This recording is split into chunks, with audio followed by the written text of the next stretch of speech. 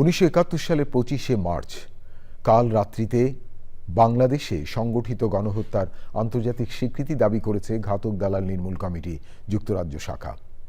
লন্ডনে শহীদ আলতাফ আলী পার্কে শহীদ মিনারের সামনে শহীদদের স্মরণে গণসমাবেশ এবং মোমবাতি প্রজ্বলনের মাধ্যমে এই দাবি জানানো হয়। প্রিয় দর্শক, লন্ডন থেকে আরও জানাচ্ছেন শাহ এমি হোসেন। 71-এর ঘাতক দালাল নির্মূল কমিটি যুক্তরাজ্য আয়োজিত 25শে মার্চের সেই ভয়াল কালরাত্রি স্মরণে বাংলাদেশি অধ্যুষিত এলাকা পূর্ব লন্ডনের আলতাবাড়ি পার্কে শহীদ মিনারে এক প্রতিবাদ সভা অনুষ্ঠিত হয়।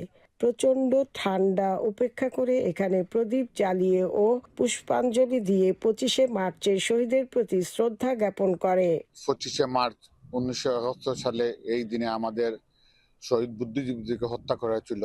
৭১ মুক্তিযুদ্ধ একটি মীমাংসিত সত্য।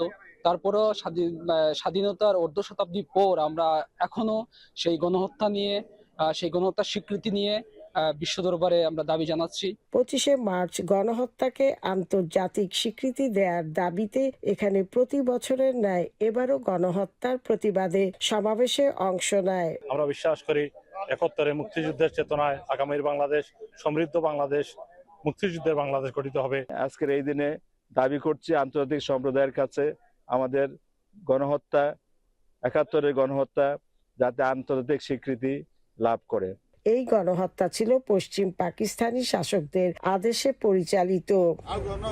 শাহ এমি হোসেন, চ্যানেল আই, লন্ডন।